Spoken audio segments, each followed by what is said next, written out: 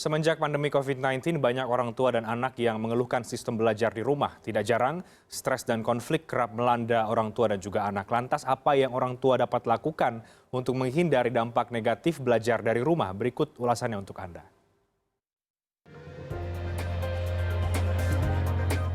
Anda mungkin pernah mendengar berita sejumlah orang tua yang kesal karena anaknya mengalami kesulitan belajar dari rumah.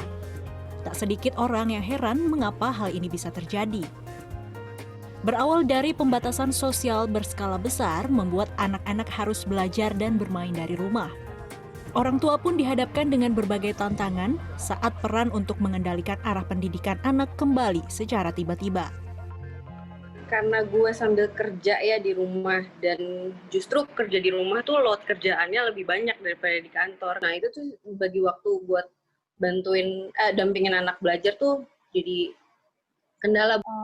Harus terus sabar deh kayaknya tiap hari, soalnya pasti bikin pusing lumayan. Itu juga sama buat bagi waktu, karena kadang gue masih tetap harus pergi ke kampus, sedangkan dia nggak ada yang bimbing di rumah kalau dia harus Zoom sekolah, itu aja. Jadi kan harus kita yang ngajarin nih.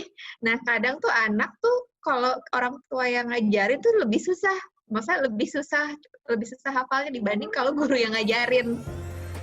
Jenuh karena terlalu lama di rumah, jarang bermain bersama teman, dan bahkan koneksi internet yang tersendat menjadi permasalahan yang juga kerap dikeluhkan orang tua selama masa sekolah di rumah. Hal yang sama bahkan dirasakan oleh Susan. Guru les privat yang juga ibu 3 anak ini mengaku harus lebih aktif, kreatif, dan bersabar agar hubungan dengan anak-anaknya tetap terjalin baik.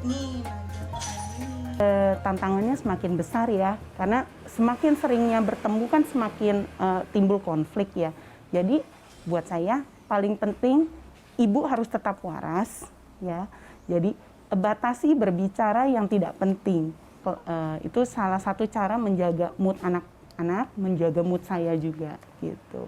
Jadi ya biasanya anak-anak setelah sekolah mereka pasti kan harus melakukan aktivitas fisik yang lain gitu ya. Tapi karena terbatas hanya di rumah gitu ya. Paling saya ajak main dulu.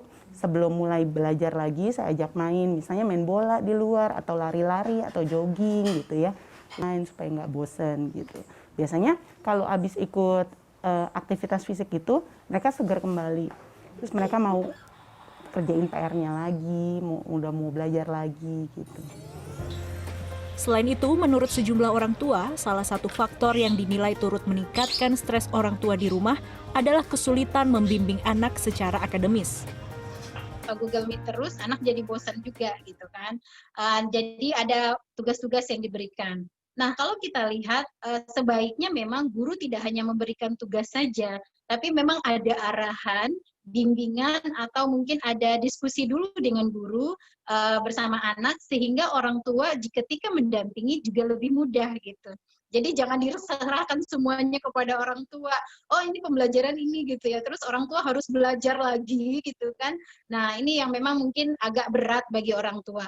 Kebetulan memang hingga saat ini, pemerintah masih mengimbau sekolah dilakukan secara daring. Hal ini dilakukan untuk mengurangi potensi penularan virus corona di sekolah.